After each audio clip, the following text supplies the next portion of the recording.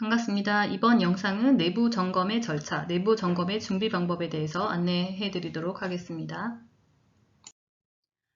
임상시험에서의 점검이라고 하는 것은 이제 임상시험 관리 기준에 의한 정의에서 보면 임상시험과 독립되고 적합한 자격을 가진 점검자가 해당 임상시험에서 수입된 자료의 신뢰성을 확보하기 위해서 임상시험의 계획서, 의뢰자의 표준작업 지침서, 그리고 또 관련 규정에 따라 수행되는지 체계적, 독립적으로 실시하는 조사를 말합니다.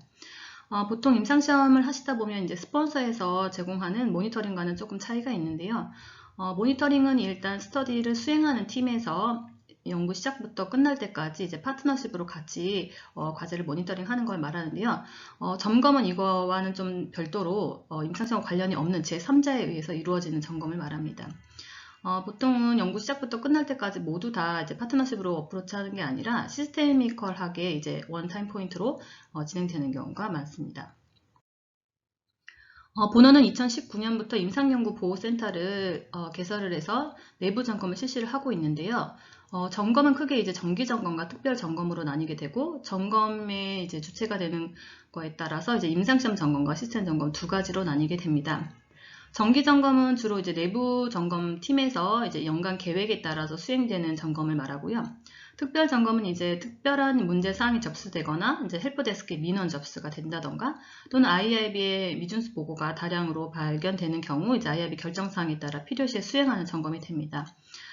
보통 일반적으로 이제 내부 점검을 하는 경우는 정기 점검의 횟수가 많기 때문에 정기 점검에 따라서 이제 점검을 받으시는 경우가 많으실 텐데요. 특별한 미준수 사항이 발생됐을 때에는 특별 점검도 해당이 되실 수가 있습니다. 임상시험 자체를 점검하는 임상시험 점검과 시스템 점검 두 개가 지금 현재 본원에서 모두 패러럴하게 진행이 되고 있는데요. 시스템 점검이라고 하는 것은 이제 임상시험과 관련된 시설, 장비 또는 규정 또는 인력 등을 이제 자체적으로 주기적으로 점검하는 것을 말합니다. 임상시험 점검은 보통 연간 계획에 따라서 진행이 되는데요. 보통 1년 정도씩 이제 연간 점검 계획을 수립을 해서 진행을 하게 됩니다. 연간 계획에 따라서 이제 개별 점검 과제가 이제 선택이 되면은 개별 과제 내부 플랜을 세우게 되는데요. 보통 이제 내부 점검 과제가 선정이 되게 되면 2주 전에 공문 등으로 이제 점검 범위, 점검하는 날짜, 점검자, 그리고 점검 방법 등 이제 다양한 부분들에 대해서 공문으로 노티를 하고 있습니다. 과제가 셀렉션이 되면 보통 이제 점검은 3일에서 4일 또는 이제 대상자가 많은 경우는 더 늘어나는 경우도 있는데요.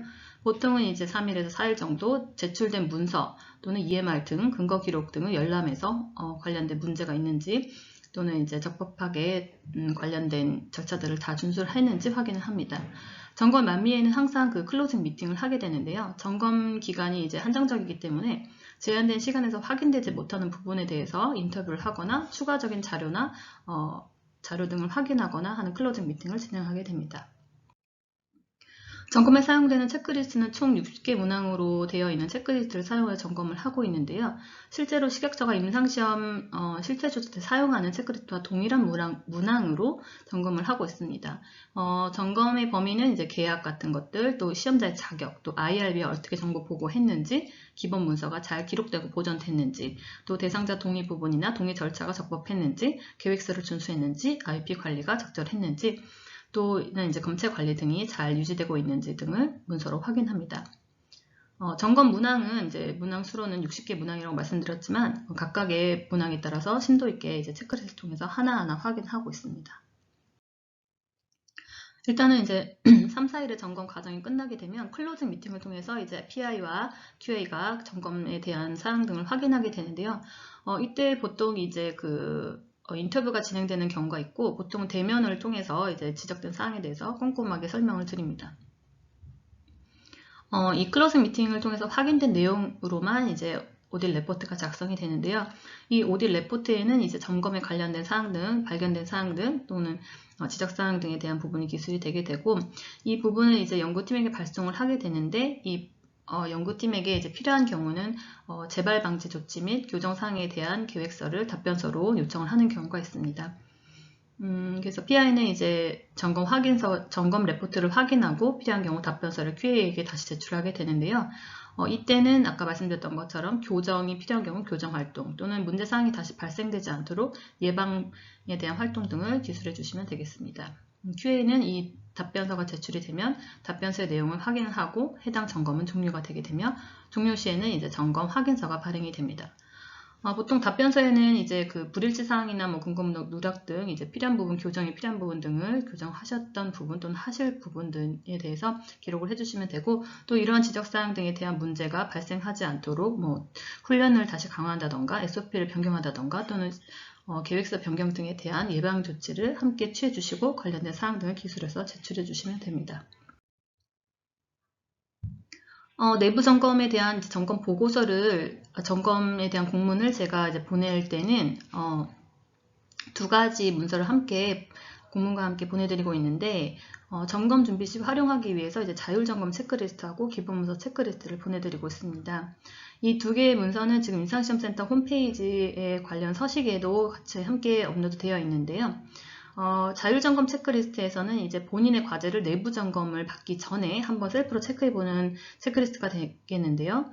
보시면은 이제 문항 자체가 실제적으로 문항에 대한 부분들을 확인하고 자체적으로 점검해 볼 수 있는 부분이 있기 때문에 그런 부분 등을 확인하셔서 점검 전에 활용해 보시면 좋습니다. 보통 점검 있기 뭐 2주 전에는 제가 통지를 해드리니까 그런 것들을 실제적으로 활용해 보실 수가 있고, 또 시학적 실태조사가 예정되어 있는 경우에는 자율점검 체크리스트를 통해서 본인의 과제를 직접 점검해 보시면 되겠습니다. 두 번째로 드리는 문서는 이제 기본문서 체크리스트인데, 보통 점검을 준비하는 문서가 많기 때문에 해당 문서가 어떤 것을 준비해야 되는지, 어떻게 준비하면 되는지에 대한 설명이 함께 나와 있는 체크리스트인데요. 보시면은 이제 임상 연구자가 연구자 바인더에 보관되어야 될 문서의 제목들이 나와 있고, 그 해당 문서를 보관하는 이유, 그리고 그것들을 다운로드 받거나 관련된 양식 등을 이제 설명으로 붙여놨는데요. 보시면은 이제 그 뭐 IAB 구성에 관련된 사항 등이 어디서 다운받을 수 있는지, 또는 기타 양식지 등은 어떤 양식지를 사용할 수 있는지 등을 자세하게 기록하고 있는데, 이런 부분 등을 활용하셔가지고 관련된 문서 등을 임상시험 점검 전에 확보를 하시고 제출해 주시면 되겠습니다. 보통 내부 점검에 대해서 공지가 가면 좀 불편해 하시는 부분들도 많으신데, 실질적으로 내부 점검은 바로 이제 여러 가지 역할 등이 있겠지만 대상자를 보호하고 데이터의 신뢰성을 확보하고 또 연구자를 지원하는 목적도 있지만, 내부 점검의 가장 중요한 목적 중에 하나가 바로 시각적 실태 조사를 대비하기 위한 목적입니다. 최근에 이제 시각적 실태 조사에서는 내부 점검 자체가 자체 프로그램에 의해서 잘 이루어지고 있는지도 평가하고 있기 때문에 아무래도 시각에서 바로 점검을 받는 것보다는 내부 점검을 통해서 실태 조사도 대비하고 본인의 과제를 사전에 체크를 해보시는 게 더 도움이 많이 되실 겁니다.